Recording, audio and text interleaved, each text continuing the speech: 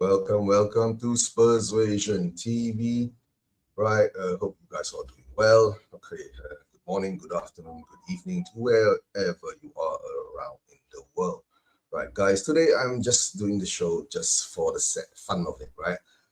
I know that, the possibility of Ange coming back uh, is most close to zero, but let's see. Maybe we could dissect this dilemma why we are in this situation now. As I can tell you, we all know that we are facing dire times now, relegation, blah blah blah. Right? For me, is that what I'm trying to say is this: my opinion, and this is how I think. If we did bring Ange back, it most probably will work because number one, he did bring these bunch of men, right? Not boys, right? They're men, but maybe some of them were or are still young, right? In their 19s or maybe 18s, right? But once you become a professional footballer, I'll consider you a man. Once you make about, 15, 20, 30, 40, 50, 100, 200,000 pounds a week, you'll be considered a man, right? And you have responsibilities. Somehow or another, I'm not sure why our players have all become so bad. Come on, they are professional players, right? They are paid to play football. They train football. They eat football. They live football, right? They should be something like that. You must be a fan of football before you actually want to become a footballer. But nowadays, I think a lot of players aren't that. Maybe that's why we're getting the wrong type of players coming in to play for us, right? So we know what happened last season, right? We have to take into context, right? The Ange ban, bashing and all that, right? The diminishing of the cup and all that. That pisses me off. Again, Ange is the only manager that actually united the fan base, right? 250,000 of them turned up. 250,000 of us fans. I wasn't there, but I did a watch along, right? Thanks to TJ from Into Spurs. He provided a lot of live content, right? That made me feel proud, right? That was an emotion that Ange gave to me, right? And of course now there's this big debate out there that says that, right? Come on, Scotty, I'm just having my opinion, all right? That had nothing to do with Ange, though. No, what mean had nothing to do with Ange? She was there, right? He has to be there, and it has to have something to do with him. He could have not followed or followed. He was part of it, right? Big up, right, to guy. He's in Cyprus at the moment, right? I told him to go and look up Stel, but then I think he's too busy. He's in IT, a lot of work to be done, according to him, right? So, and yeah, so that emotion, that feeling proud. Spurs fans around the world in Asia stayed up till 4 a.m. in the morning, to 6 a.m., 7 a.m. Some of us watched the game, went straight to work, right? Peter, big up, Peter. Hope you're doing well. You clowns and should have been given time. Yes, Peter. Peter, we don't disagree a lot. I mean, we don't agree a lot, right? But to tell the truth, I did say this. If Ange won that cup, right, he should have been given time because he built something. I don't understand. Why have we all become so heartless, right? There must be an emotional tie to the victory. If we don't have a fucking, is it 10 minutes? If we don't have a freaking emotional tie to that victory, right, and feeling proud of that trophy, yeah, there's really something wrong, right? Right? Damn wrong account per usual. Okay. Sorry. Yeah. I know. Let me see. Sorry, right? Didn't mean to throw you off your start. It's okay, Scotty. I mean, I think Scotty should be working now, right? No mistaken. What time is that? 12 p.m. in Canada. Your parts of Canada, right? So where was I? Okay, back to the story. Right. Okay, Spurs fans, the parade, the emotion, winning the trophy, right? And with a bunch of kids. Yeah, with a bunch of kids. Right? The only, what let me see. Hold on. the only manager to unite the players. Yes, only managers. Hey, 11:30, but snow day, so no work. Join me, Scott. Since you got no work, right? But I know the kids are back at home with you. Join me, Scott. Right? Let's have a conversation. We haven't chatted in a long time, right? And Scott and I, we've known each other, I think, way too long, right? Because of Spurs, way too long, right? Yeah. Guys, to tell the truth, right?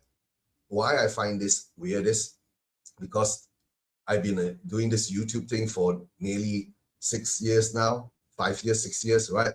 Meeting up with Scott, Peter. No, Scott face to face. Peter is in Australia, I know. What time is it in Australia now, Peter? Bloody hell, it must be about 4 a.m.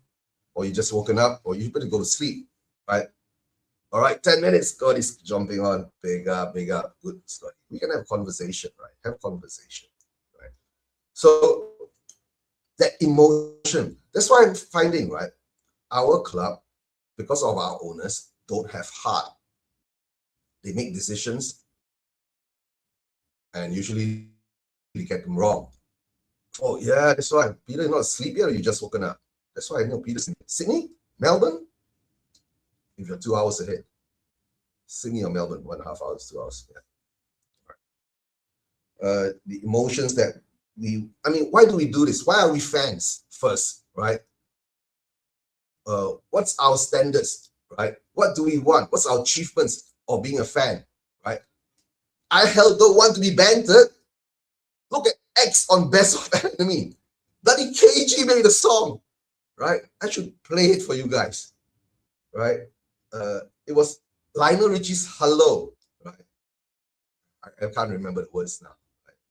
Think about it, right? Oh, working. Peter is working, and walk one. Yes, Donna Cullen, long time no see. Mr. Eugene, why you're not saying bring Donna back? Donna, if you want to come back, right? You're always welcome to come back. We're going down, right? It doesn't matter anymore, right? Come on back, right? Join the sinking boat, right? Maybe you will help us, float again, right? Maybe you help us float again, right? Okay, back to it. Trophy, emotion, Ange, right? The context is after January 20, mathematically, I think somewhere in January, right? We couldn't get relegated. Okay, so that context is never brought into it, right? That context doesn't count into the 22 losses. Why he threw we reached 22 losses, right?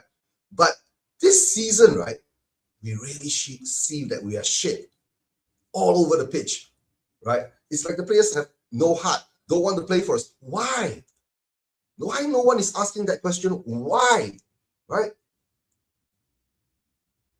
If they really don't care, the board should sack all of them, bin all of them. The board should override the manager and tell them, if these players are not turning up, not putting a fight, put in our academy players. Give them a try. Give them a chance. It doesn't matter, right? Since we're going down, right?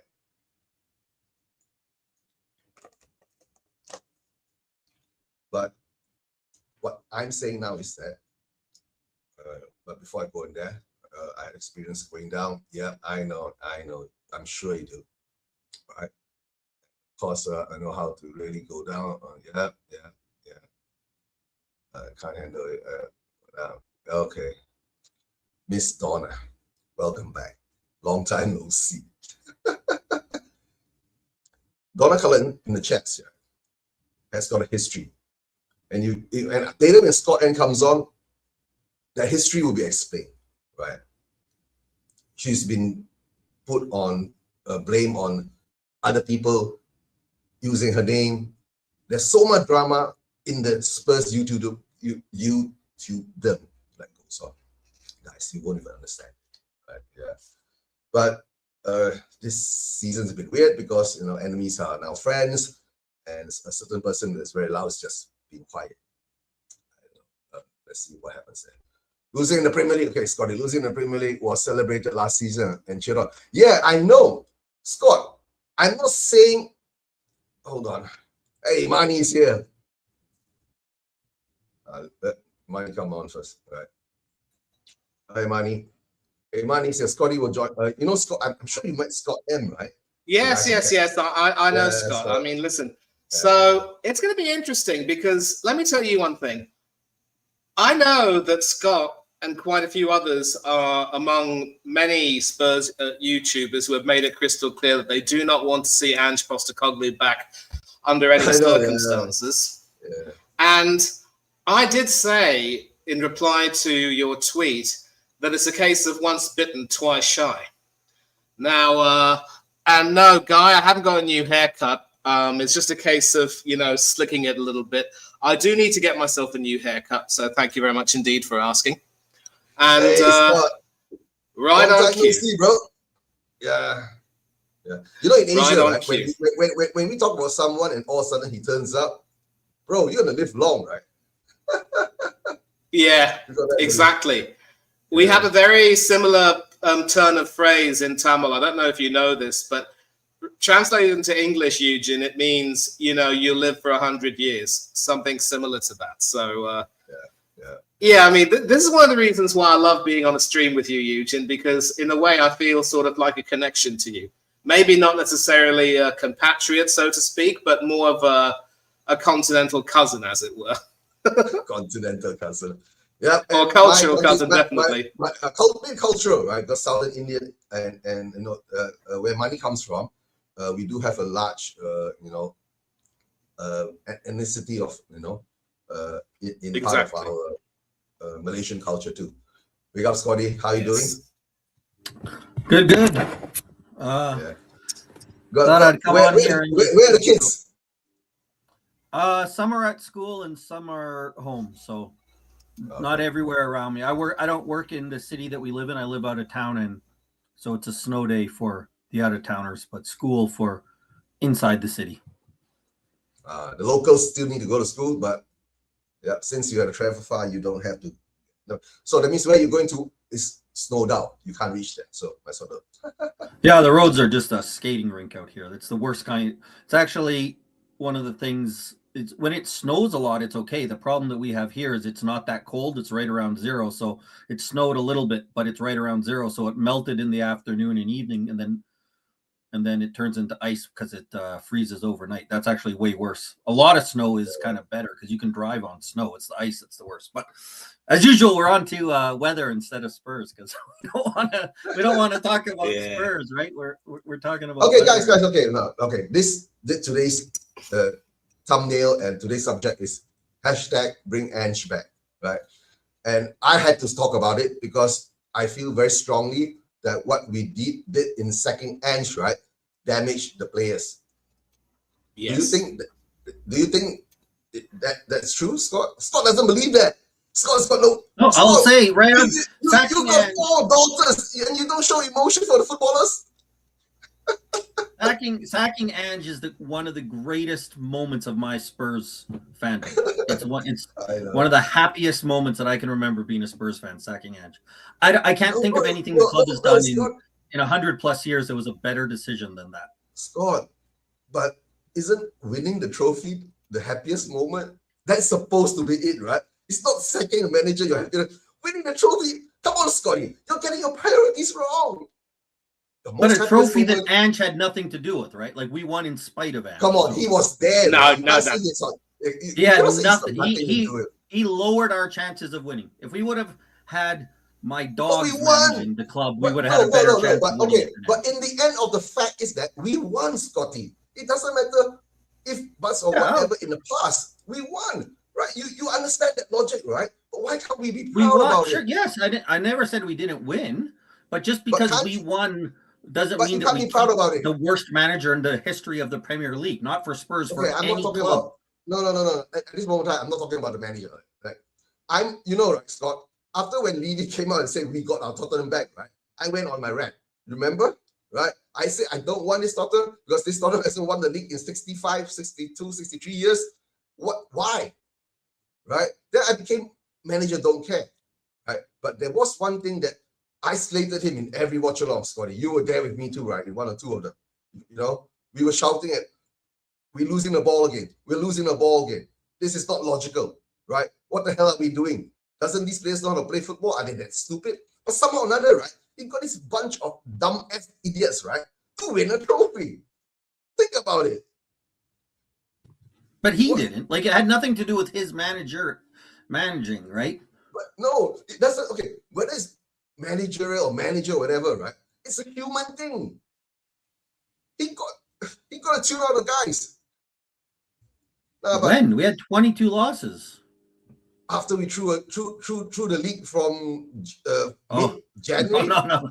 I'm not doing that nonsense. He threw the league. We were 13th before the knockout stages. We were bad in the league before that.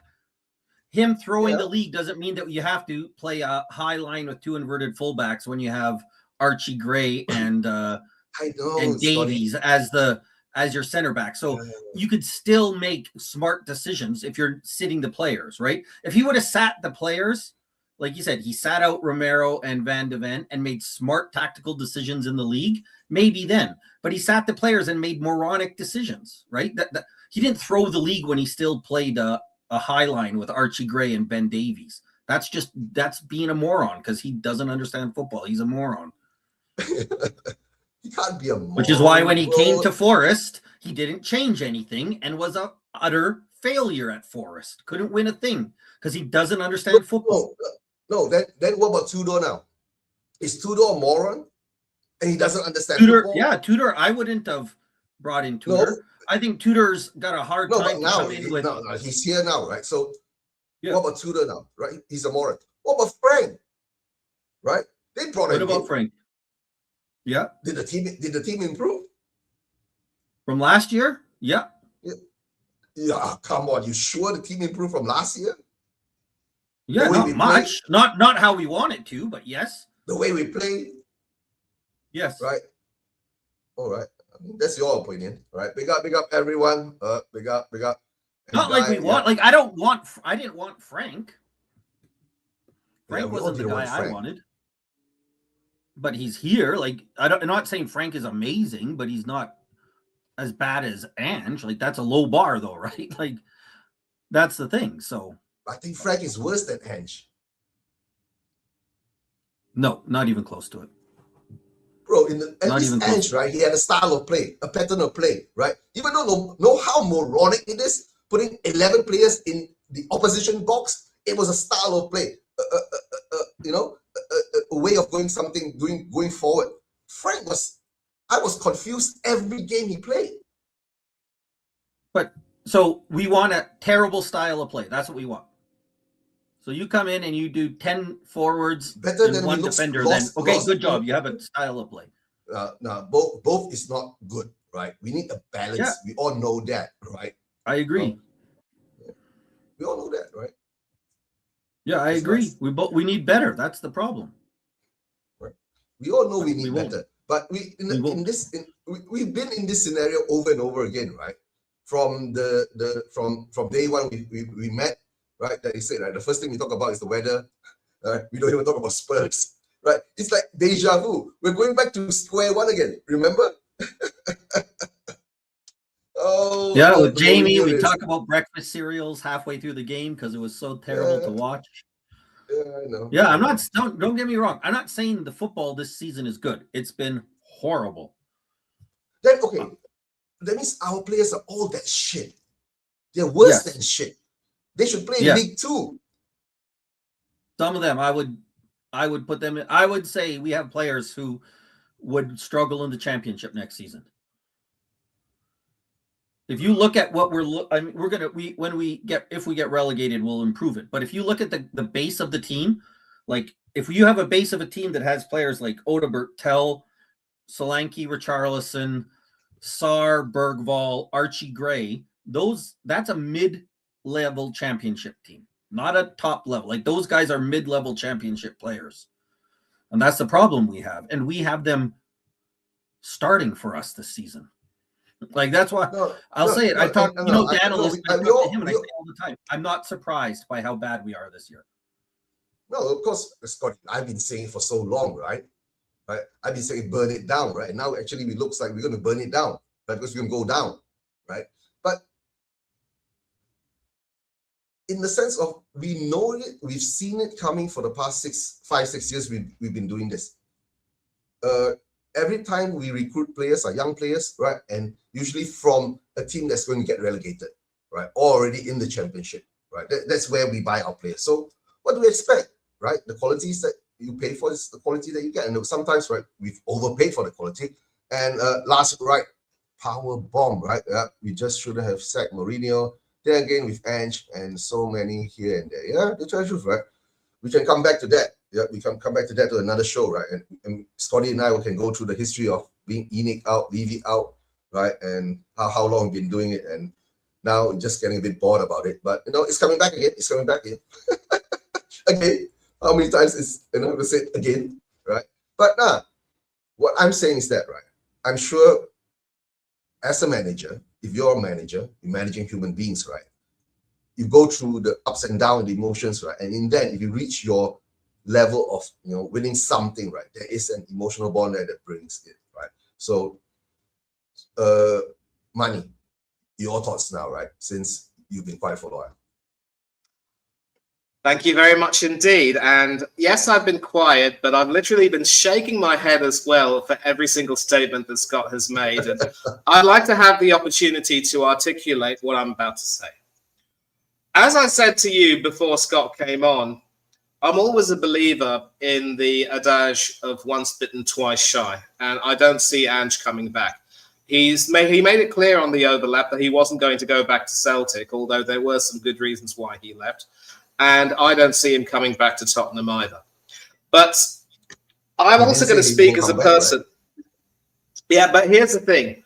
I'm also one of those people, I remember being on one of those watch-alongs with you. That was the 3-2 reverse to Brighton at the Amex Stadium, where you went 2-0 up, and then they ended up coming back 3-2. And if memory serves me right, that was probably the tipping point when I think you and a large number of other people started to realize, you know what, this bloke just ain't it. Even after finishing fifth and just missing out on Champions League football the previous season, people are always going to use the performances after the first 10 games, most notably starting with that 1-4 reverse at home to Mauricio Pochettino's Chelsea, with which to kind of beat him, saying, it just went to pot afterwards. We weren't able to get Champions League. But during the 1-4 defeat, right, we were down to 9 men. Yes, that's the thing. That's the thing. And even now, I still see a large number of people say, you know what? We had marginal decisions go against us, but we still gave it our all. And yes, we did leave a few gaps at the back. And yes, we, obviously, given that we were 9 against 11, they did end up, giving us a pasting. But that was a performance in the eyes of many people that epitomized the motto, "Audaire est facile," to dare is to do. And, a lot of people are still going to talk about how you just missed out on CL football.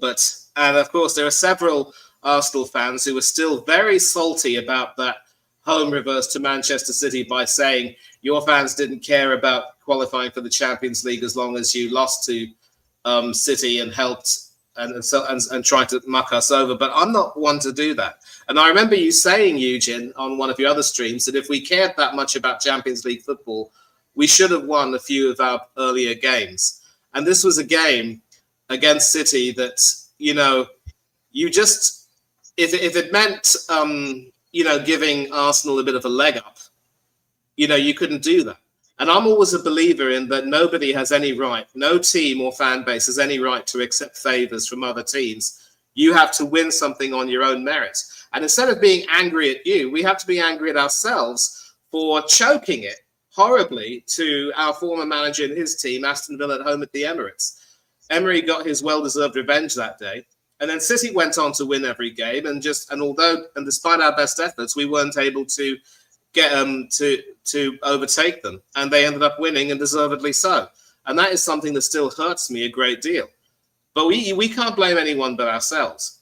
And then the following season, I do seem to remember, obviously, things weren't going too well. But I also knew that with the Europa League taking place, with the exception of maybe one or two performances, I thought you lot actually didn't look out of place. You looked really, really good. And as long as you qualified for the knockout stage via the top 8, you always were going to give yourself a chance, especially when you consider some of the opposition. And let's get one thing straight. The opposition that you faced in the knockout stages, and half of them in the league, were not bad by any means. You didn't have it all too easily. And I know that Scott will probably look at me and disagree, but, you still have to make sure that you do as well as you can in the matches that you have, do what you need to do to get the points you need to qualify. And you did that. I think you qualified 3rd, while Manchester United were 4th, I think, if memory serves me right. And then, you had your path to the title. I think you had AZ Alkmaar and then Eintracht Frankfurt and then Bodo Glimt. And then, of course, Manchester United in the final. And I do seem to remember Ange himself saying that when it comes to knockout football, sometimes there are moments when you need to be a little bit pragmatic. And he also showed you, and Guy, listen, I get what you're saying. Yes, you were favourites or joint favourites to win that competition, but you still had to do it. If you didn't do, just imagine if you weren't able to do it, how humiliating would that have been? How much abuse you would have copped.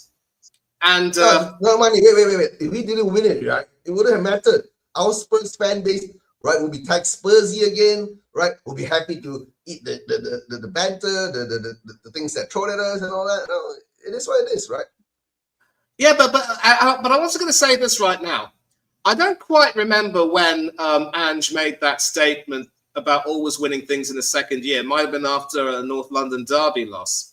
Now, I was interested to hear him say that, and I knew that as long as you had some chances in competitions like the Europa League and the League Cup or elsewhere, you always had some chances. And yes, I knew that the Europa League as well was an opportunity for you to kill 2 birds with one stone, win yourself a trophy and qualify for the Champions League again.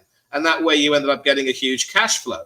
So Spurs have always been a cup team, and you also, over the years, have had a much better European legacy than Arsenal. I think you were the first team to win the European Cup Winners' Cup, any sort of European trophy, the first English team, if not the first British team. You were also the first English team to win the UEFA Cup, which is now the Europa League, and now you've got 3 Europa Leagues as well. And I knew as well that as long as you continue to do as well as you could in the Europa League, you always would give yourself a chance. And Ange himself said that sometimes you have to be pragmatic. And one thing which I will agree with Scott is that had he been a little bit more pragmatic in a few more games, maybe there was a chance that he would have earned a few more points. There was one game, I believe it was ironically against Thomas Frank's Brentford at the G-Tech, where your style was more or less counter-attacking. You sort of sat back and allowed Brentford to come at you.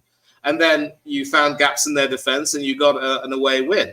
And Ange's record against Thomas Frank has played for 1-3, drawn 1. And to think you sacked Ange and replaced him with someone inferior, that really made me laugh. But the point I'm saying is that Scott is right when he says that maybe Ange should have been a little bit more pragmatic in a few other games, at least. But even then, there were some moments when he would have tried to be pragmatic and the team just wouldn't be able to, cope. And the injuries just kept piling up. There had to be, some fringe teams effectively put out.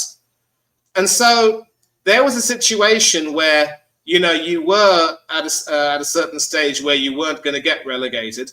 If, as in this season,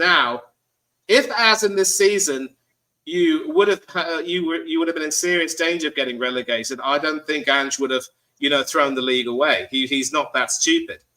Because but when you say throw the league away, Manny, he didn't throw the league away, right? Like, again, it's a myth because we were 13th before the Europa League knockout. Like, it's not like we were cruising along and then all of a sudden when Europa started, we just stopped winning. We hadn't been winning for a year, right? After those 10 games We hadn't been winning in the Premier League since before that. That's why I don't like the idea that he threw it away as though we were doing well and successful, and then all of a sudden we stopped doing poorly. We were doing terribly before the Europa League knockout stages started, and we just continued to be bad afterwards. But then again, Scott, I also have to say right now, and let me get back to it, that when the injuries started piling up, that was when a decision had to be made. And Ange also knew that, you know, even if you, he knew as well that basically that the further you got in the Europa League, the better the chances that you had of winning it all. And I'm not going to buy this narrative either that, you know, that there was one in spite of him, because he spoke later on in many interviews that it was his tactic in that final to basically sit back, shut up shop, and allow United to come on. And he said that sometimes you have to adopt that level of pragmatism when you're in a knockout tournament. Sometimes if you're in the league, you don't necessarily need to be too pragmatic in some extent, because, you know, it can be forgiving to an extent where you lose one game and you can concentrate on the next one. But in the knockout tournament, you make one mistake, you lose a game, and that's the end of your journey. Even if, you know, you're talking about a two-legged knockout stage, there's still going to be a great deal of jeopardy involved.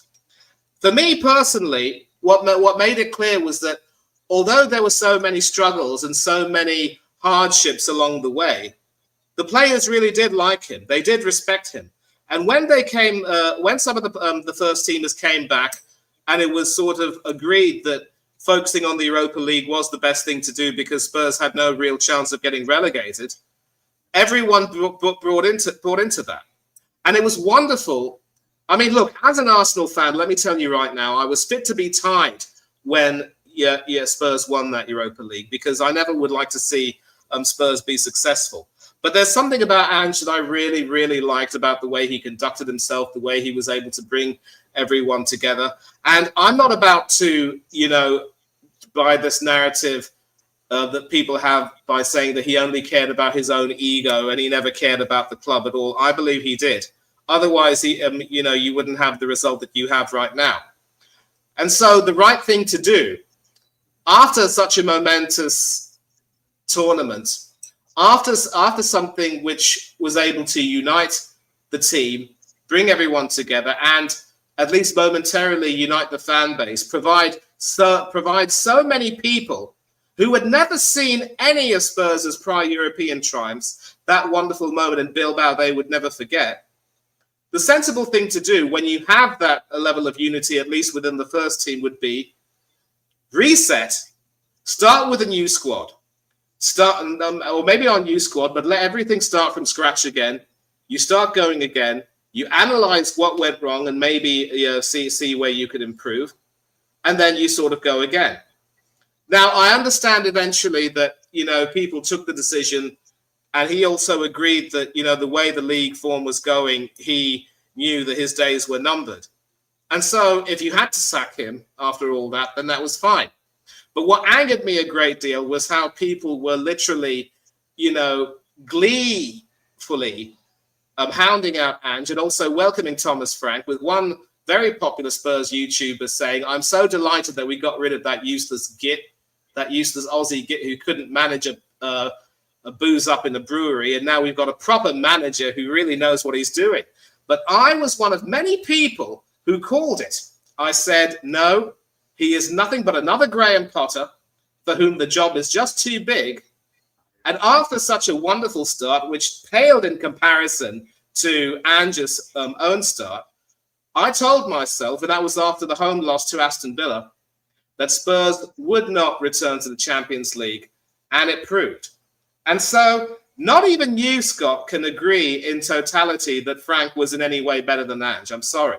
Because as Eugene it's no doubt. Like, I'm sorry. Frank is much better than Ange. Much better. How? Wait, how? Yeah. What do you mean how? He's a better manager. His team's no, but you must show me how, right? If he was a better manager, right, we wouldn't be playing football like that. You get what I'm saying? Football like what? His football was much better than Ange's football.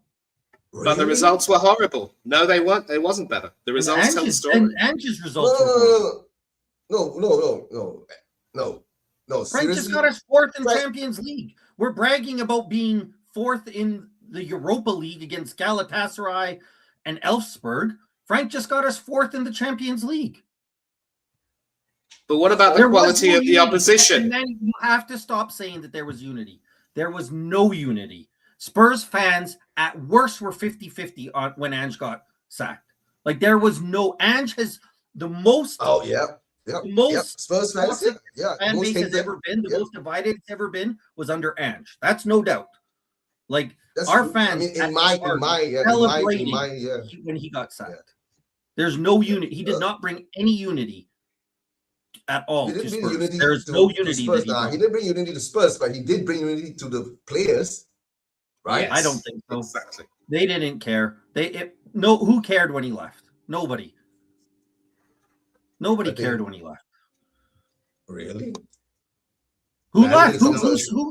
Who made a big stink? Nobody. They all came back because they don't care. They're professional footballers. They don't care that much about the managers. But okay, right. Bringing Ange back. Okay, here comes Guy. Guy's at work, bro. No. Hey, Guy, can you hear us? You're right, mate. Yeah, I'm not gonna put. No. I've just been listening. I'm just gonna let me do my avatar because I can't put my camera on because I'm on hotel Wi-Fi at the moment. Okay. Can you hear me? Yep. Loud and clear. Loud and clear. Can you hear us?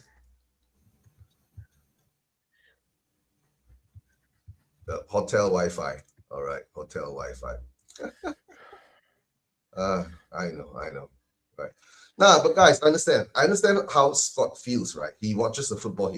He sees the regression of every game. To tell the truth, right? There are both ways of how yeah, there you go. That's how we want to see it, right? But to tell the truth, in that day,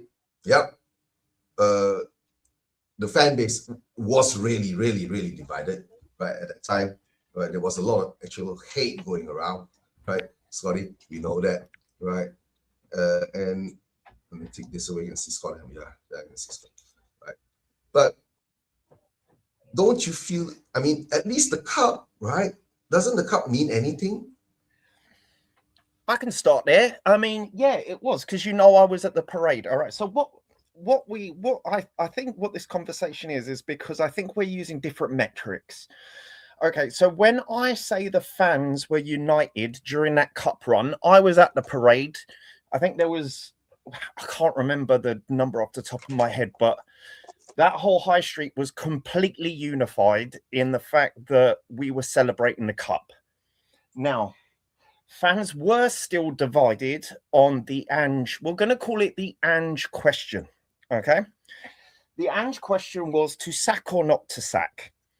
Now, in hindsight, we know that Ange was sacked due to the club aims, as stated by the club, because they said, and I quote, "We want to fight on all fronts." Now, whether we could do that or not, that were the club's aims.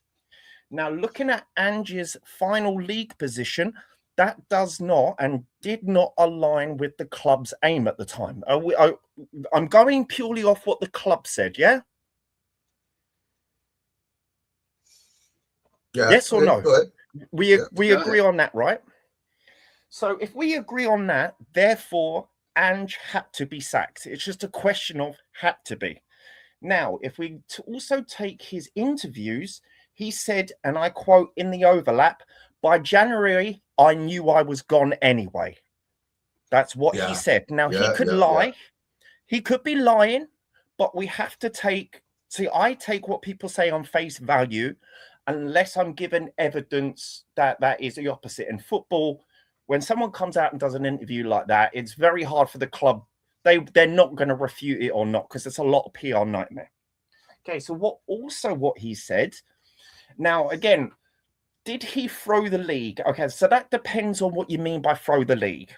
And he said, and I quote, in that interview, he said, and again, we go on his words as honest, yeah, if we take them as honest, "I knew that we weren't going to get relegated, so I focused on the Europa League competition." Now, you can interpret that as not giving a crap about the Premier League or throwing the league or shifting focus. That's all good. That's all good.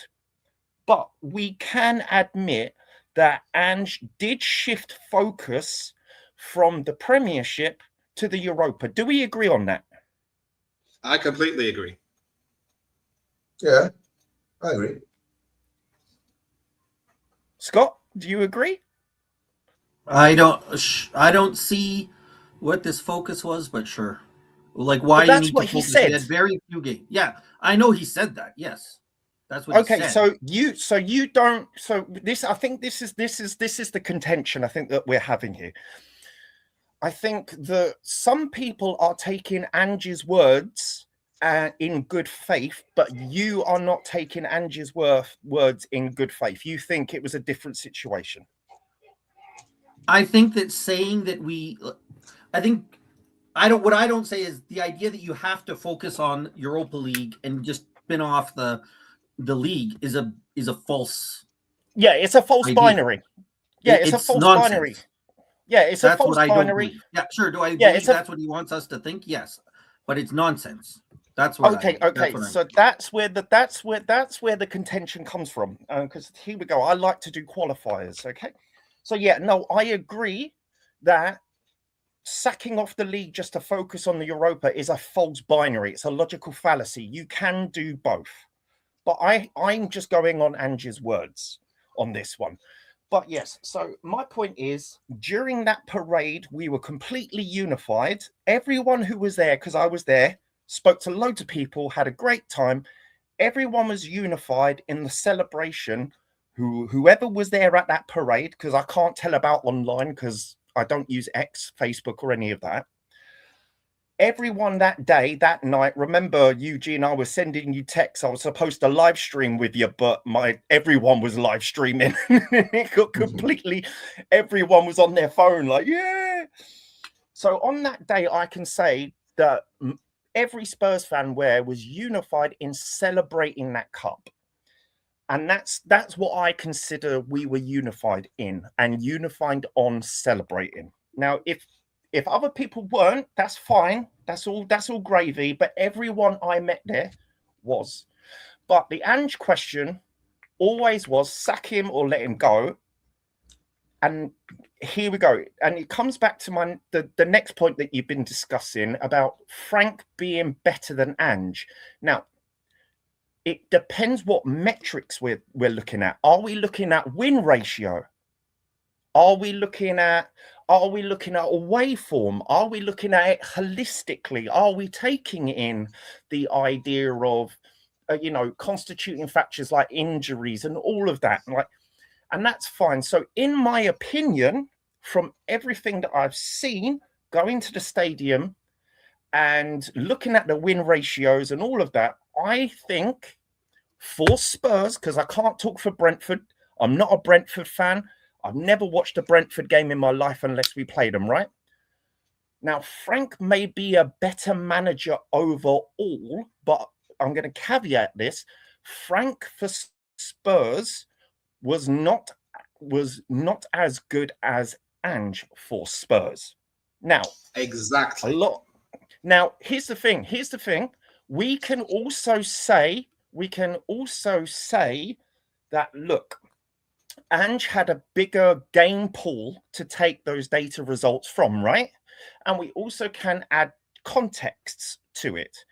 But from my opinion, going to the games, seeing the games, having discussions, and my opinion, which is not the best opinion in the world, because I'm not, like I say, I never watched Brentford.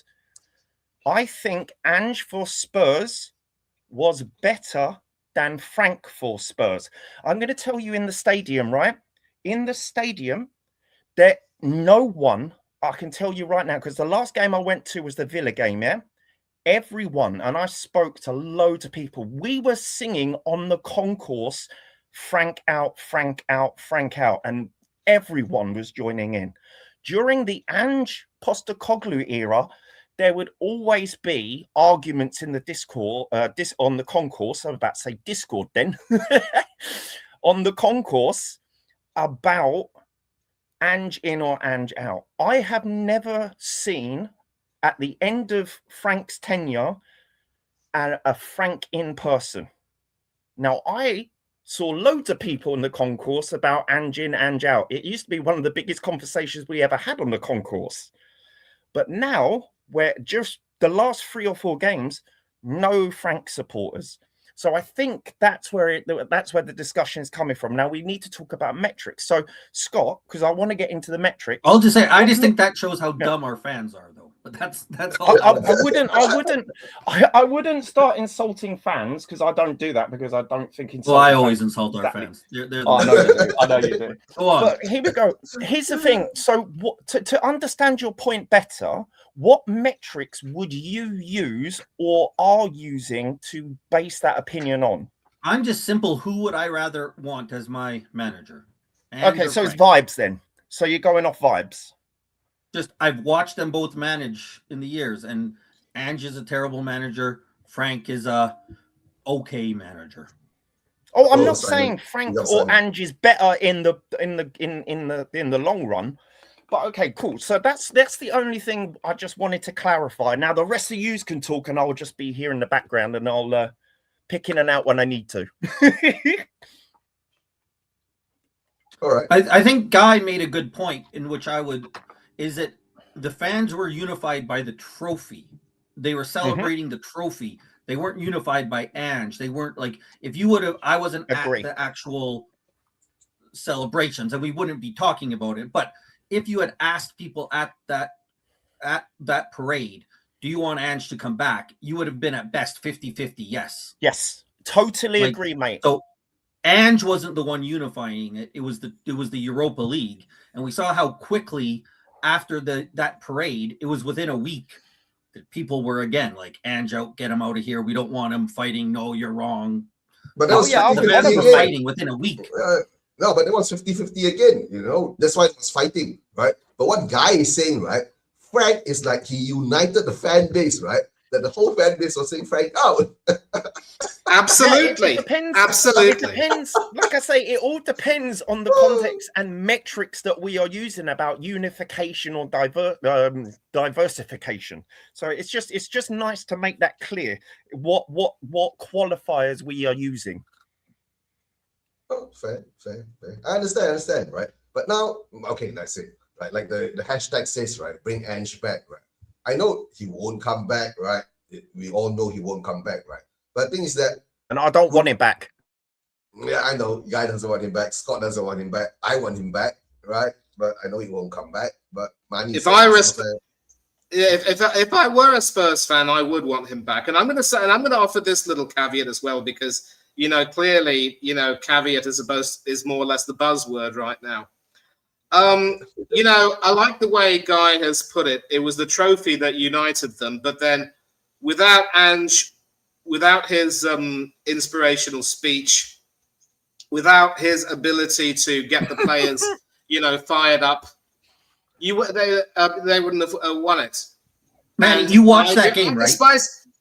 I did watch the game. Okay, I did. You thought that was a fired up team? That was maybe the worst football game ever played. Yeah, it was. If it was a horrible football game, it takes 2 teams to produce a horrible spectacle. Let's make that very clear. Oh yeah, no, Okay. United is awful. United was awful. Yes. Yeah. Okay, well, we still won. If I may, I'm reminded of the words of the immortal Whitney Houston. I don't care how you get here if you can. And in the same way, I wouldn't care less how you win it. Just win it if you can. And you take a look at the parallels right now, what we have. Sure, with but Arsenal. Manny, can I stop you 1 second? Because I don't disagree. We got there. You're right. We got there and we won. Hooray. But now what you're saying going forward is something different, right? Get there how you can. Yes, win it. Yay, we won it. But then you have to look at going forward. And that's where the problem is. Okay, and here is where I'm going to continue my argument, and I would like the freedom to articulate my point, if you don't mind. Thank you.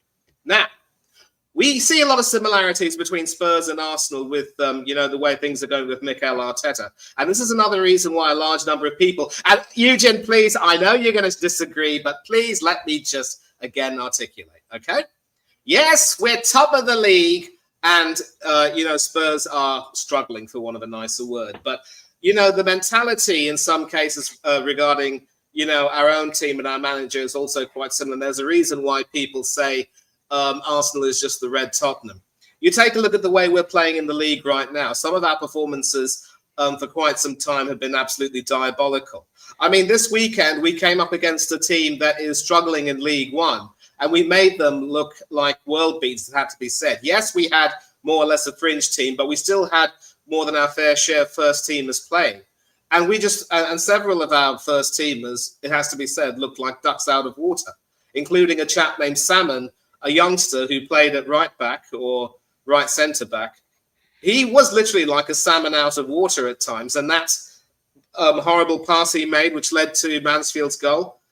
And so, but then some of the football that we played, especially against Wolves home and away and other games, has been absolutely diabolical. But for what it's worth, we are still top, and many people have been saying if we do manage to win the league, we will deserve it, regardless of the quality of the football that we play. But then there are a large number of us who are saying, no, it's not sustainable. The injuries could pile up and we might just end up getting caught with our, jocks and our undergarments down at any time. Now, for me, my caveat is, if he somehow manages to find a way to win the league or the Champions League, he will have earned my support for at least one more season. And then if things deteriorate where we aren't doing it all well, then we sack him, because that's the only fair thing to do. And Eugene can tell you that I am one of the biggest Arteta out people on the online Arsenal fan base. And you can see me on many streams. I don't have my own channel, but I'm on many streams talking about the demerits of Arteta and his own management style. And I don't like the football that's being played either. But again, I don't care how you win it if you can. Ange was able to win it.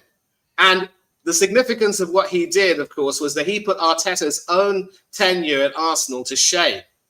Because the trophy that he won wasn't just a two-penny halfpenny domestic cup, gentlemen. It was a European trophy, the like of which hasn't been seen for more than 40 years. And so there is no way that people can deny that Ange played his part in it. And even as much as I don't like Arteta, I'm not going to deny that he will have played his part in our triumph if we do go and win the Premier League or the Champions League. I just don't know if we will.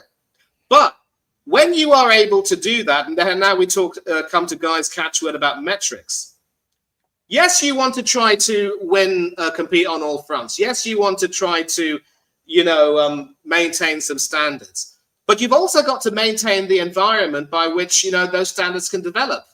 You have a very low wage bill. You don't spend that much on players. You don't spend too much on wages. And recently there was a controversy about Conor Gallagher being the highest paid member of your squad. And he only just joined in the January window, for Pete's sake. At least with us. And the thing is with us, we spend far too much money on wages and transfer fees. We have unlimited backing, unlimited resources. So at least for what it's worth, for the conditions that we provide, any proper manager worth his salt would have won us a trophy by now. And that's another reason why we hate Mikel Arteta. So when you have a situation where, for what it's worth, you end up doing what you have to do to win, and Ange did say himself that it was his tactic from the start to play counter-attacking football, shut up shop, and allow United to come at them and maybe nick a goal and then just tighten things up. And I know, I watched until the end, mind you. I saw how desperate the defending became. I saw how United threw the kitchen sink at you. I remember Van der Ven's clearance, Vicario's saves, and everything. And I have to say, when you look back on that thing again, when you reflect on it, nobody will remember how lucky you were, how crappy the performance was. People remember the fact that you won and you managed to make it happen. And when you start to have this idea that, I don't care if you win a major trophy, I still don't think trust you to go forward. Well, I can understand the logic behind it. But then when you hire someone like Thomas Frank, who I'm sorry to say has proven given his league finishes at Brentford, given his own record against Ange Postecoglou, that he was nothing but a glorified Graham Potter for whom the job proved to be too big, it's borne out perfectly. And I think Guy has pretty much nailed it when he said that when you talk about the metrics of performances, Frank was simply worse. And yeah, you talk about sample size, Guy, you may have a point there. But the point is that under Frank, you were hurtling towards serious trouble. You're still continuing that way under Tudor. So that 8 month sample size is more than enough for me to say that there is no way that Frank would have done a better job than Ange Postecoglou. I'm sorry. Yes, There's both managers had his... So we're just lying. We're going to have to agree to disagree, Scott. I understand how you feel. And first, can we stop saying major trophy? Like, it is a major trophy. The second most prestigious trophy in Europe, whether you like it or not. It's a joke. The trophy that we won. Oh, come on. Oh, my God. Not even close to it. We're not diminishing trophies. We're not diminishing trophies. Look at who Newcastle. We're not diminishing trophies. We're not diminishing trophies. I don't believe in diminishing trophies. We're speaking facts. I don't believe in it. Facts don't diminish trophies. At the end of the day, factually speaking, it is not the top flight trophy in Europe. It's the second flight trophy in Europe. Then you've got the Conference League. And again, like, don't get me wrong. Here's the thing. Again, when it comes to trophies and the perception of trophies is all relative. For example, if Crystal Palace win the Conference League, right, that is a relative trophy to their history. Like I say, when people were telling me last season, and Eugene will back me up this, when Newcastle won the League Cup, right, I was celebrating it with them because that was a major deal for them. So, and when we start diminishing trophies and the achievements, and here's the thing, look, at the end of the day, it is the second. And if we win 2 more, we're going to get a nice special one. So I'm quite happy about that. You know, we were in a Champions League final in 2019. We weren't able to get over the line. Here's the thing, like, I was in the stadium during 2008 League Cup against Chelsea, which was, quite frankly, at the time, you got Drogba, you got John Terry. That was a prime Chelsea. And Robbie Keane and Jermaine was from a free kick, by the way, was able to get us over the line for that 2008 trophy. It was just a League Cup, but I celebrated it nonetheless. I don't diminish trophies or call them tin pot, right? Because at the end of the day, you can face teams in because you've got to realize we still did go up against Man United, against a Ruben Amorim Man United. And you've got to remember, Eugene will back us up on this. Everyone expected us to lose that final. Everyone. Remember, Eugene? Yeah, no. Remember we went on KG's show, right? Yes, and I made him dye his beard blonde as a bet. But here we go. So, at the end of the day, I'm sorry, I'm never as a football fan or not. And here's the thing: when West Ham won the Conference League, I was furious, absolutely furious that West Ham won the Conference League. Because at the end of the day, it's people down the road, and I know people have different rivalries with different clubs due to location, but we cannot diminish trophies. We can't. Absolutely. We can't diminish trophies, because if we start diminishing trophies, what trophies are actually worth winning then?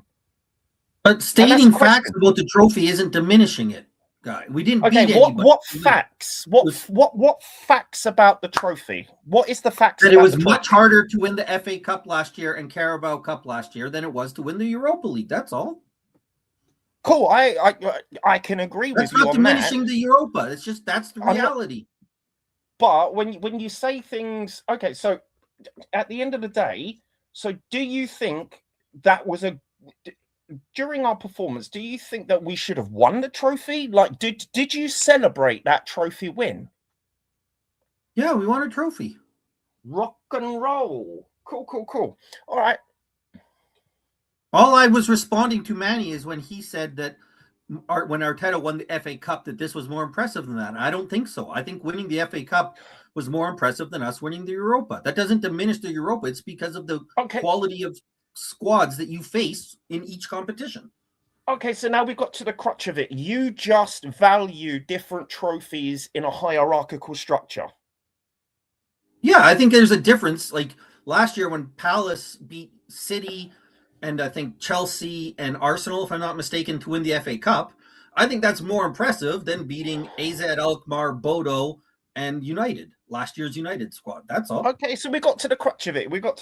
You just... I don't think that means Europa. I didn't say we like throw away the Europa. I just don't think that it's, when we say like it's a major trophy, like I think it's a less impressive win than other trophies. That's all. Okay, cool. But for me, from my standpoint, because I think it just comes from a difference of outlook. For me, a trophy is a trophy is a trophy. Okay, absolutely. We can look back in hindsight, and the only reason, and this is the thing about hindsight reasoning that I always, again, hindsight reasoning is flawed because you can only tell the level of a competition after a competition is over. Right? Yes. You can only do that. Right? See, for me, well, I don't know, but well, it's true. I mean, how can you judge a full competition until it's over? I think I can tell you right now that next year it'll be harder to win the Premier League than it will be to win League One. Like we can judge that based on, like we know. League One. Well, yeah, yeah, of course, because League One is obviously completely different. Okay, apart from League One and the Championship, obviously League One teams and Champion and even other leagues can get into the FA Cup. But again, with that, are we agreeing that you can only judge the level of a competition until the end of it, right? Until all games have played? Absolutely. I completely agree. And in a nutshell, I would sort of concur with everything you're saying by saying this. If you're a hungry person, there is no such thing as a bad loaf of bread. When you've been starved for trophies for so long, you'll take any trophy you can get, just as a hungry person will eat anything, regardless of how it can be something so foul tasting. And what you also said there, guys, absolutely profound. I mean, when it came to the Europa League final, yes, you had to play against Manchester United. And it's telling that a large number of people said that you weren't favourites to win, because I do seem to remember that your record against United that season was, nothing short of, well, for want of a simpler word, unbeaten. You never lost to them at any particular time. But because United had the heritage, they were expected to win because it was a European competition. But, you proved them wrong. And so regardless of how the opposition might have been, if you're going to continue to just say that, it was really nothing but, as people say, that it's nothing but a repechage European trophy against a poor Manchester United team, then I'm sorry, but it's a case of sour grapes. It's very similar to saying if, Arsenal win the league, it's really because the rest of the league has been absolutely horrible. I mean, I'm not going to buy that. Like they did last season with Liverpool. You could say something like that, but I don't go by sour grapes, because sour grapes are disgusting. I mean, they have no taste. They leave an ugly taste in your mouth. They leave you feeling bitter, and it's not a really good thing. Because if other people are going to sort of say whatever they want to make themselves feel better about themselves, they need to remember that they weren't good enough. We still, to this very day, mind you, and I'm not talking about myself, I'm talking about some idiots in my fan base. There are some idiots who are talking about how you conducted yourselves, supposedly, when, Spurs played Manchester City at the Tottenham Stadium in 2022-24, where some fans apparently were delighted that City were winning. I don't think that was representative of the entire fan base. But, we lost to Aston Villa at home. And City were full value for their charge to the title, winning every game since then, and we couldn't do that. So we have to look at ourselves and blame ourselves. And I'm not, and any kind of sour grapes from opposition fans is unwarranted, and devaluing your own success simply because, you might have some prefix notion about it. That's an even worse type of sour grapes. And I think Eugen said it perfectly. fans who see it fit to diminish the Europa League and what it meant to the club financially, as well as emotionally, as well as, on a footballing sense, those fans are the type of people who invariably want to suck the joy out of an accomplishment. And I'm sorry, but now there is a hypothetical situation where you could end up hovering dangerously close to relegation, Lord forbid end up getting relegated, but somehow win the Champions League. Of course, the probability says that it dictates that it can't happen. But, football is a stupid game at times. Stupid things have happened before. You never know what. So are you going to, diminish a Champions League triumph because you finished once again 17th or lower? No. You won that major European trophy. However it comes, your name is in the record books forever. And you can look back on that and reflect on that and say, you know what? We did that. We did something special for our club, and we did something good. And on the basis of that, Ange at least deserved to have an opportunity to reset, start from scratch. And if he failed after the first few games, then you could sack him and get a better manager. Or at the very least, if you wanted to sack him, get a better manager than that Danish Graham Potter. Okay, that's a different question. That's a different question. But no. This is where we diverge, and I agree with Scott on this. Sorry, Scott, I agree with you.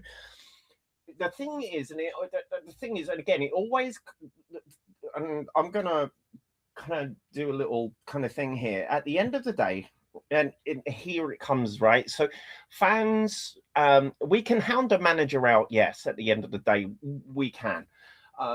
We do have some impetus as the 12th man. Some impetus, I don't know what that is quantifiable. But here we go, right? And it comes down to this idea, and it also ties to an idea of entitlement, right? In the last 20 years, we have only finished outside of the Premier League top 8 twice. Once was with Juande Ramos, he got sacked. And the other time was with Ange Postecoglou, he got sacked. This is going to be a third time. Yeah, and this will be a third time, and it's a complete shit show, but that's a different kettle of fish. But let's stay on track with the entitlement and our usual league finish and all of that. So, and obviously I'm not talking about pre-Premier League, because otherwise we're going to talk about that 93-94 squad and the 93-94 season, which was absolutely horrendous. We finished 14th, but that's not Premier League. That was the Premiership. And I keep getting reminded of that fact. And it all comes down to the club's aims. It's not our aims, it's the club's aims. The club's aims want to be consistently in the Champions League. Why is that? Monetary reasons, simple as that, right? The more we are in the Champions League, the more money we get. So if we do not qualify for the Champions League, and weirdly enough, even Ange said this, and I found it very shocking that he said this. It's either naivety or idiocracy. I don't know which one. He said, and I quote, "I didn't realize how much qualifying for the Champions League was such a big deal." To me, that is just crazy, considering that he also managed another team that could have, he could have qualified for the Champions League. So he did qualify the Champions League, right, for Celtic. I know, but we're going on what he said, because this is an Ange stream, right? So I'm bringing it all the way back to Ange here. For him to say that, for him to say, "I did not realize how important it was to qualify for the Champions League," to me is absolutely shocking for a manager who is appointed for Tottenham Hotspur, considering the history and the sheer amazing jubilation that when we qualified for the Champions League under Harry Redknapp, remember that season, Eugene? Yeah. How happy were we that we were back in the Champions League, bro? Well, that was the first time. Yes. Not mistaken. Not yes. back, right? It was the first time in the Champions League. Yeah, and also and also Spurs have a turbulent history, because we were also banned from the FA Cup one season. Remember that? That was horrid, due to some dodgy dealings. So we were banned from a trophy, right? So, and also you got to realize English football during the 80s, late 80s, we were banned from European football completely due to hooliganism. Oh God, I can't speak. Hooliganism. That's it, hooliganism, right? So for a manager just to say that, to me, that is a no-go manager straight off the bat, bro. I don't know how you feel about that, but for me, if we are appointing a manager, we need Champions League qualification. Simple as that. But we ain't going to be in the Champions League next season. Right? No, but what I'm saying is to have Ange say that and still say, oh, I didn't know how important qualification for the Champions League is, that is crazy juju to be saying for a Premiership manager. Oh, sorry, Premier League manager. Well, let me also counter that by saying this. You know, you take a look at the clubs that normally do qualify for the Champions League from the Premiership or on a regular basis. You've got your Manchester Uniteds, you've got your Liverpools, you've got your Chelseas, and, you know, until 20 years ago, you had your Arsenals. They've won Premier League titles. They've won league championships. When was the last time Spurs won the league championship? No, we know that. Before I was born, No, mate. we know that. Yeah, before I was born, before all of us were born, right? That's why I say we have not won the first division, Premier League, right, or Premiership, right, for the past 60 over years. We've never been top of the pile at all. Right, that's why I said I don't want this. We won the double once. We won the double once. Yeah, Bill Nicholson was your manager.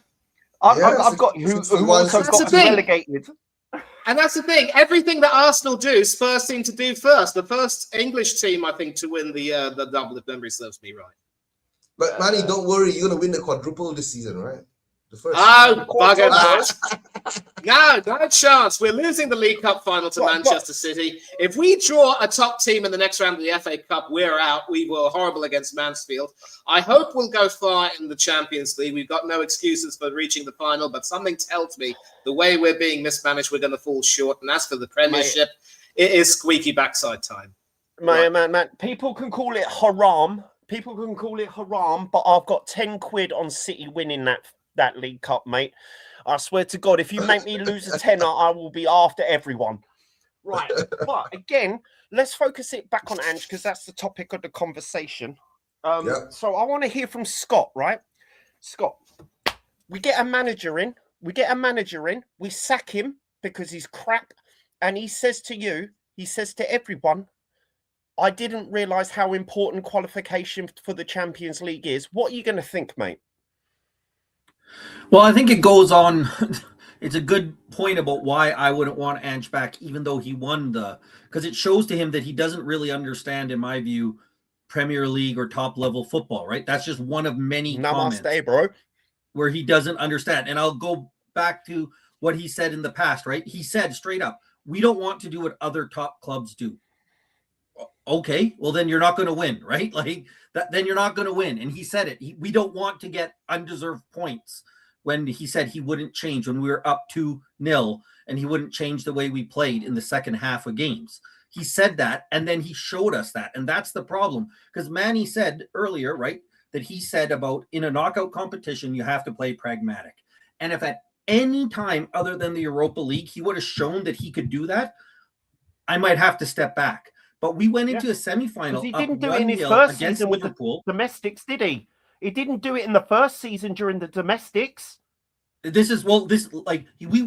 1-0 up in the semifinal of the Carabao Cup, going to play Liverpool in their stadium. Is there ever a time where pragmatic play needs to be? That's where you set back and you say, we are going to get this 0-0. We need to just be as pragmatic as possible. Instead, Ange being Ange went out there, played gung-ho, and we got killed 4-1, and it could have been 10-1. Like, there was, we were not anywhere close to that game. So that's why when I hear Ange say, like, he had chances to show that he was willing to change, to adapt, which every club needs. Manny's seeing it. You said, Manny, you don't love the way Arsenal playing, but this is what Arsenal has to do. They have to change how they play to get points because that's what matters at the highest level of football is that you get points however you do. One of the reasons City has been great, you watch those City teams.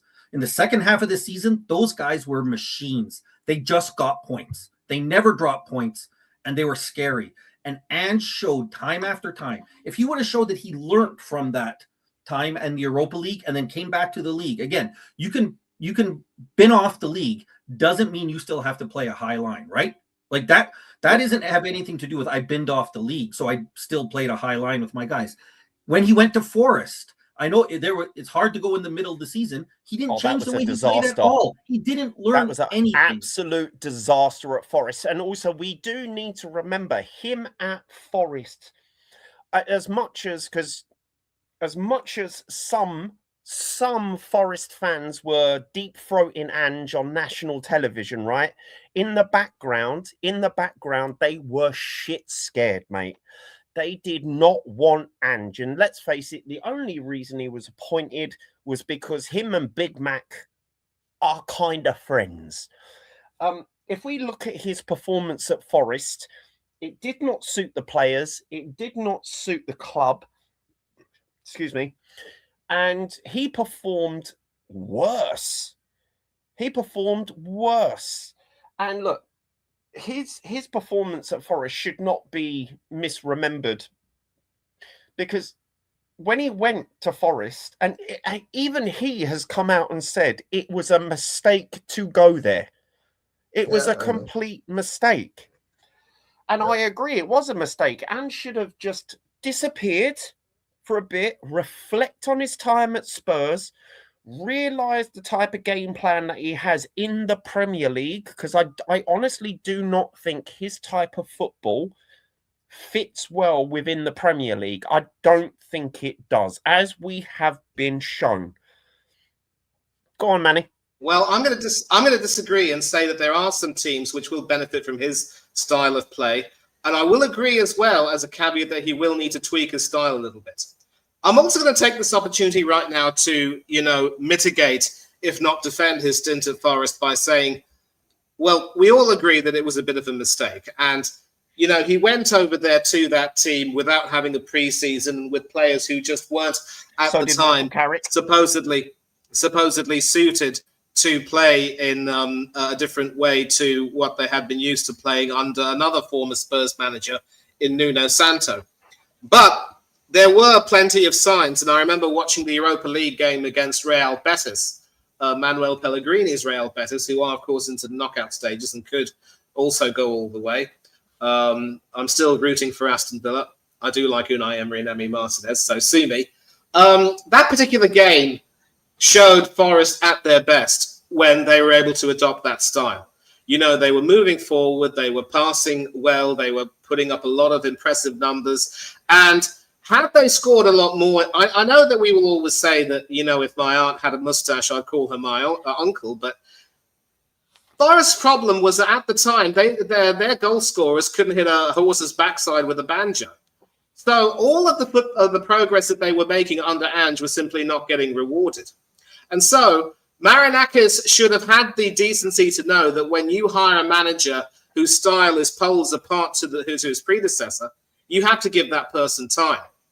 Instead, despite all of the progress that was being made in terms of the quality of the football they were playing, they just weren't scoring any goals. They weren't earning any kind of points. And so, for all intents and purposes, he will have to look back on that as indeed a mistake. And it's regrettable that it should be that way, but that is sort of the way the cookie crumbles. Or the biscuit crumbles. There is no room.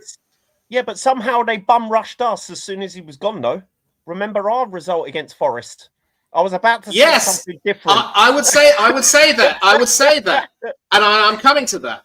And then, when Sean Dyche came in, obviously, it was a short-lived return to, happier days. They were winning in Europe, and obviously they, gave you an absolute shellacking. But then if things were so good with them then, with him at first, he could have stayed until the end of the season. And yet he eventually got sacked. So yeah, I saw that game where he got sacked. It's really funny. If you watch a Forest game, right, I can tell you exactly when Big Mac is going to sack a manager, right? He sits in the stands, arm folded, legs as wide, like he's got balls like the size of a cow, right? He opens his leg really wide and he gives the pitch a look that he wants to set it on fire. Then when he disappears 10 minutes before the game ends, that's it, that manager gets sacked. Yeah, well, that is the thing. That is the thing. That is the thing. That is the thing. And so that sort of underlines the point here that at the moment Nottingham Forest is an absolute quagmire. They're on their fourth manager this season, the former Wolves manager who was sacked earlier this season. And we can talk we can talk another day about how it's another reminder that, you know, managing in the Premier League is a closed shop, out with one job, in with another. But, you know, if there is something that will give you hope, it's that Forest are in an even worse situation than you. For all of the quality of the players they have, they're currently not being able to get results. And I remember saying this, commenting on the Spurs Danlist video. Shout out to Spurs Danlist, by the way. Danny Boy, of course. Wonderful fella.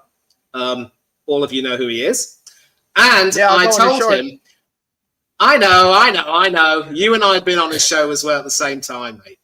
And I said, that game against Forest, which is almost effectively the Ange Postecoglou / Teddy Sheringham derby, is a 6-pointer. You win that match, and you will stay up. Oh, we're not winning it, mate. Can we talk about that? You never know. You never know. You never know. Raise your hand if you think we're winning this. I think we're gonna draw. Oh my God, Scott, you're optimistic. Scott, you're optimistic. Well, I don't know. I just think that Forest are so bad. Like that's why. I don't think I don't know if that's optimistic. Exactly. Considering the West Ham, because again, too much result-based analysis goes on in football, right? Considering, I know we've got Igor Tudor now, so I have to readjust to Igor Tudor, or I call him Tudor who, right? Igor who, because I had to Google that, bro, before, because my video was literally, I recorded a video about Frank's sacking. And then I got a call from my mate going, "Have you read the news?" And I'm editing my video, and I was like, "Oh God, I've got to do a skit now." But under Igor Tudor, and I'm seeing the performances. Here's the thing: I just, and here's the thing: it's at home. It's at home, and Eugene, you know. Yeah, Eugene, you know that bingo card that I have about our home form. Yep. First half okay, second half shit, draw. First half great, second half shit, draw. Both half shit, loss. I don't have any faith in any home wins.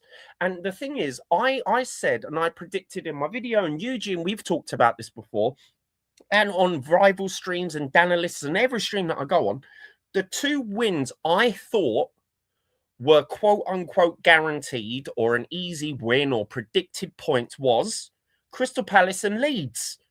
Right, so Crystal Palace is gone. We got completely thrashed 3-1 by Crystal Palace, apparently a team in disarray, apparently from a manager. Again, let's go with the narratives that we are being told, right? This is what's being told by me, by Crystal Palace fans. The manager doesn't want to be here. The players are looking for a move. They've downed tools. They don't care. They know they're not going to get relegated. They just want to like tick along and find out, right? We got completely pampered. They want to win the Conference League. Yeah. So, but they are okay. So if they were trying to win the Conference League, and we're focusing on the Conference League, I'm doing air quotes. I know you can't see it, but it is what it is. They come to our ground and it's a 3-1. Scott, do you think Crystal Palace are better than Forest? Yes. Okay, cool. How much better? Do you really think that we aren't going to lose that home game? I want to know. What's your reasoning? Talk me through, bro. I mean, I think it's a 50-50 game. I think both teams are so poor. I think one of the problems we see, right? Like, West Ham won one game, and it's like, oh my God, here we come, West Ham. And then you see that they I know. My mate poured beer over my head. I was at a friend's house when they won that Fulham game, and I got told, "We're coming for you. and I had beer poured over my head because of it, because it's a lull. But go on. I think it's a 50-50 game. We're not going to lose every game till the end of the season. It's a game.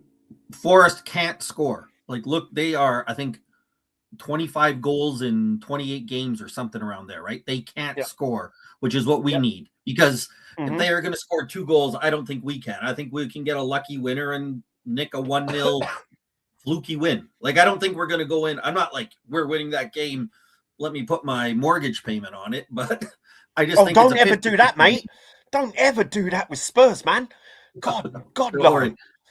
So that's what I'm not like you said. Who do we think are going to win? Sure, like 55-45. Not certainly nothing like. Oh, okay. Now we know.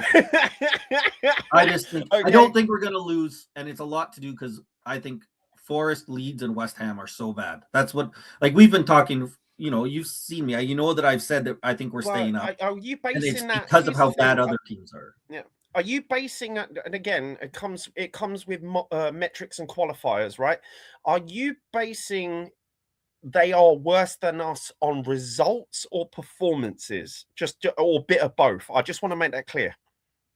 A bit of both. I haven't been as impressed. I know lots of people are impressed by some of the performances. When I watch them play, they can't score, and they don't look like scoring to me. Like, I think they're a team that doesn't look like, oh, they're just snake bitten and it's coming. They look like a team when you're like, they can't score. Like, yeah, I watched them and I'm not surprised.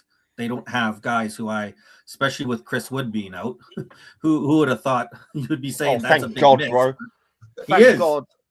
Thank God he is. I just think we don't want to play against a team. Like, the one thing about Palace is, as we saw, like, they can score. They have a few guys that can score. And if you can score, you're going to get your chances against us. I think we can afford to give up the chances we're going to do against Forest and get away with it because they don't have guys who are going to finish it and punish us. Okay. And then again, like I said, we can get a lucky. Scott. Wait, but Scott. Eugene, talk your piece, bro. Talk your piece. I want to hear your counter to this. Talk your piece, bro, because we're going to probably do a watch along for that. My piece is very simple, bro. Dr. Tottenham. Well, remember.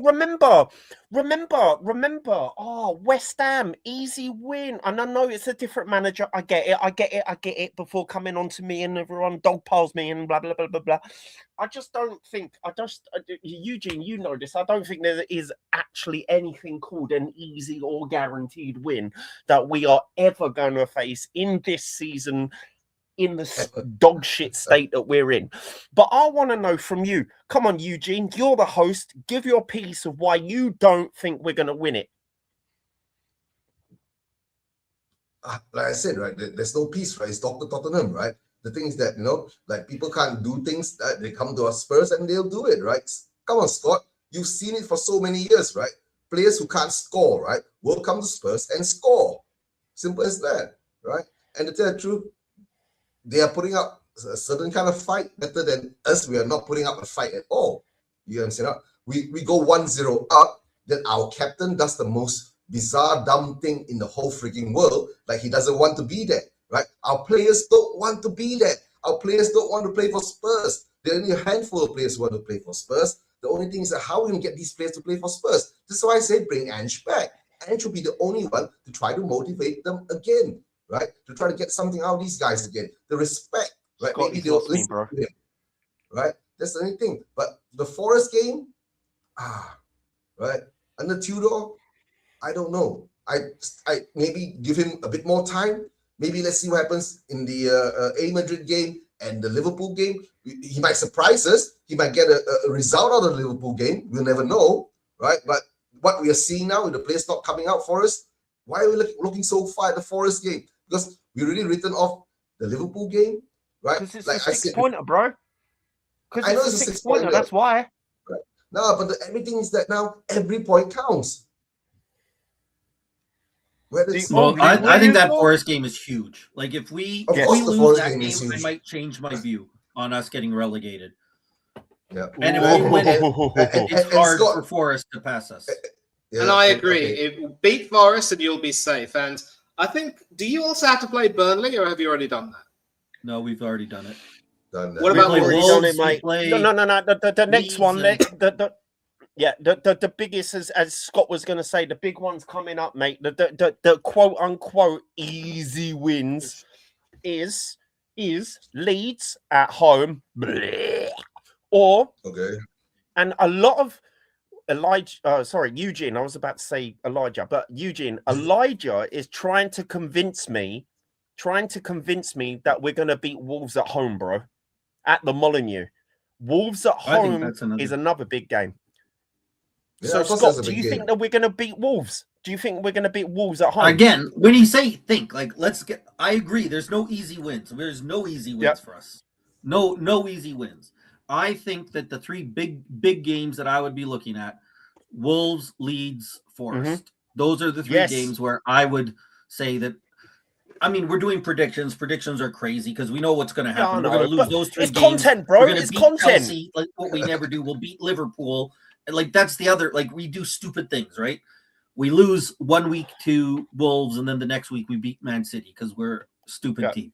But I think those are the three key games. I think the Leeds, Forest, Wolves games are the key games. If you win those three, we're I safe. agree. We're safe and clear. And I'm not saying that they're easy games, not saying they're games you should win, but those are 50-50 games. Those I know that everybody loves Wolves. They have 3 wins this year. Like I know I everybody's know. They I know, are the they are Wolves. not The good Wolves team. resurgence memes. The Wolves resurgent meme is so strong. It's hilarious. But But Eugene knows guys, this. No, but guys, but we look back, right? When we were talking about the West Ham game, we're supposed to win easy win. The Palace game, we were supposed to win. There's so many supposes, but we never be able to do it, right? Because there's something, I don't know, mentally, functionally wrong with our players at the moment. Oh, we're in a And- death spiral, mate. Mentally, we're in a death spiral. Eugene, you know this because you know I play football. Well, not right now because I'm in recovery, right? I have been playing with teams, right? We go into a game. If we think we're going to lose it, 9 times out of 10 we lose it, bro. 9 times out of 10 because it's a mentality thing. And Scott, I understand where you're coming from because here we go, right? If we run, I love this. I love doing this, right? If we do an AI scenario where we go to Anfield and we beat them, just say we do. Devil's advocate here, boys and girls. We beat Atletico. We beat Liverpool. That builds momentum. If we've got momentum going into the game, I would be more open to it, right? Yeah. But if we don't build momentum, and this is what kills teams, coming from personal experience playing in teams.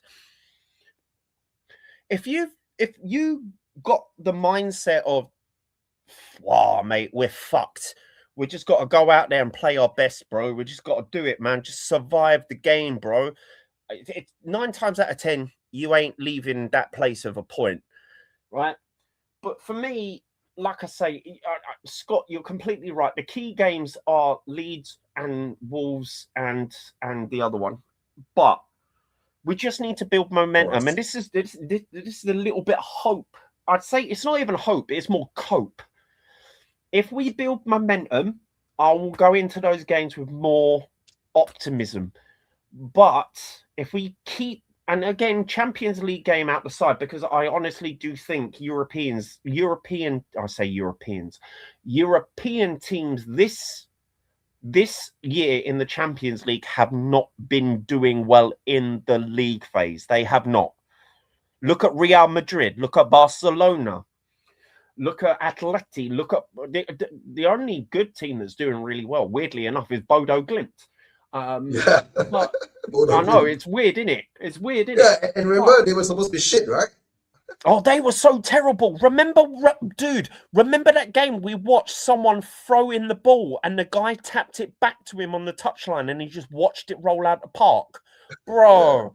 Anyway, that aside, if we have momentum, and we're kind of talking about relegation talk, I know we always do, but anyway, if we get momentum, of course my thoughts will change. But mate, it's dark being a Spurs fan. And the thing is, I had a tiny little bit of hope going into the NLD, man. I had a tiny bit of hope.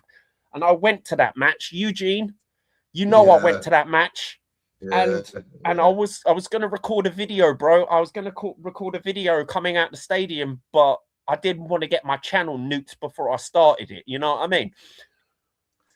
But that aside, I think those 3 games are key. Now, here's the underlying thing. So, yeah, it's Forest, Wolves, and Leeds, isn't it? So, I don't know, man. It's just one of those things. It's one of those things. I'm the only way I'm going to have a good optimistic attitude going into Forest is if we pull our asses out of our hats or pants or socks or use all of the little phrases that you want to say. Pull your boots, socks up and all that crap. Tie your laces, bring your boots and shin pads, all of that crap, right?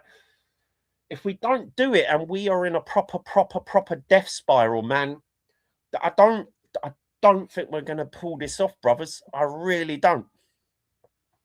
Yeah, I know. But okay, it's going to be 3:05 a.m. here in Malaysia. We will have, I guess, one more round of last thoughts, right? Manny, do you think we'll get relegated? No.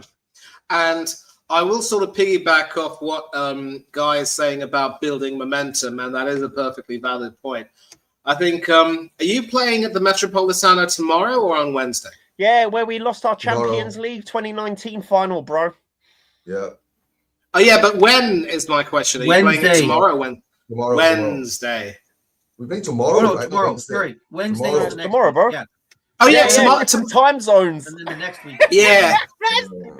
We're all in different places in the world. Not tomorrow. We're playing today, Manny, in our time zone today. We still Yes, now. that's the thing. That's the thing. That's the thing. Tuesday. Yeah. Tuesday. Yeah. So if it is Tuesday, it must be Madrid, not Belgium. And I'd like to think that, maybe the memories of the run. And this is another thing. It really gets my goat when I hear a large number of Spurs fans saying that, beating Ajax to qualify for the Champions League final was their greatest ever memory. You ended up winning nothing. Nobody remembers, the team coming in second. And, of course, we all know that months after that, Poch got, the boot. And you could say, in retrospect, that was what started the whole downward spiral in many ways, although, opinions might differ. So the reason why I bring up that particular clash is that this is the thing about, European competition. It's one way to, at least give you, I would say, maybe a false sense of confidence. If you're able to, put in a really good performance away from home at the Metropolitano, you could take some confidence going into the remainder of the season. And I'll be, obviously we're playing on Wednesday. We're playing on Wednesday, and I don't know if I'll be able to, watch you lot play because I might be having a stream with Craig Beasley from Up the Cherries and All Departments. Shout out to him, by the way. But I'd like to think that will give you some confidence knowing that you can at least tackle the games you need to tackle. And I will also say, and this is the most important thing, as with last season, some of the teams that you've got below you are absolutely diabolical. As wonderful as Wolves' recent performances have been, they've left it far too late. And when they start to have pressure on themselves, I think that FA Cup game against Liverpool proved that they probably won't be able to handle it in all likelihood. And I think they're going down. And Burnley, of course, under your former player, Scott Parker, they're also cut adrift. Also, Charlton legend. He's a Charlton legend, remember? Also played for Chelsea, but whatever. Mourinho didn't give him enough games to let him earn a Premiership winners medal. So at least he had the balls to say, sorry, Jose, I don't want to be a part of this. I need to play football. I'm out of here. Good on him. I think Burnley are cut adrift as well. So it really is going to be a case of who gets that final position. And I'm not going to lie, it isn't looking good for you, but it's looking worse for the likes of Nottingham Forest. Even West Ham, let's make it clear, are not out of the woods just yet. I do not see Leeds United being sucked in. But again, you win the games you need to win. You take it seriously. You should be fine. And this isn't a case of saying that you're too good to go down, because even Eugene agrees that no club is too big to go down, and big clubs have gone down before and have had to struggle to come back up. And take a look at Leicester now with Oliver Skipp and Harry Winks. You know, they're potentially about to get relegated from the Championship. So it could be what it is, but you're not getting relegated. Just, you know, as you said, pull your socks up and dust yourselves off and on to the next one. Focus on winning. And listen, for what it's worth, I thought, yes, Crystal Palace had an early goal disallowed, but you started well enough to take the lead. And if Van de Ven had not done what he did, I keep joking about it, saying, na na na na na na na na na na. Mickey's giving up, Mickey's giving up. But he shouldn't have done what he did. And there's always going to be a question of those fine margins. What would have happened if he had just kept his cool? I think there is a lot of potential for you lot to play a lot better than how you're playing. So it's like your back's against the wall. That's when you've got to prove your mettle. And I think you'll be fine. Okay, fair. Go on, Scott, you take it, mate, because mine's going to be succinct as fuck. Yeah, I think we're going to be lucky that we can, that the other teams keep us up. I've been saying it since we started talking about this. I think West Ham, Leeds, and Forest are not very good. As Spurs are terrible, they're terrible as well. We're lucky that we have the advantage over Forest and West Ham. It might come down to that. It's just that West Ham can't make up the difference that they need to make up. Forest can't make the difference that we made up. If we lose to Forest, I think that's a big, I would probably change my view at that point. That would be it. But until we do that, I'm going to still say we're not going to get relegated. Doesn't mean that we don't need major changes. Doesn't mean that this year hasn't been a nightmare, but we've known that, Eugene, since we've been on here. The problem that we have this season is we no longer have a Son, we no longer have a Kane, we no longer have a Bale, who, when you're not playing well, when you're terrible like we are this year, those guys get you points on their own. And we have not a single person in our squad who can get us 3 points that are undeserved that we need.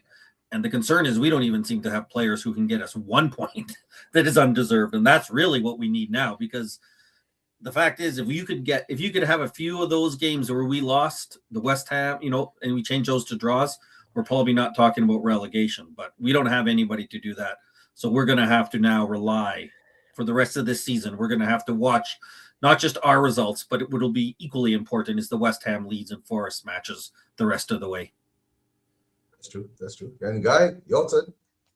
Right, I'm going to do this very succinctly. Fuck West Ham, fuck Nottingham Forest, fuck Burnley, and fuck Wolves.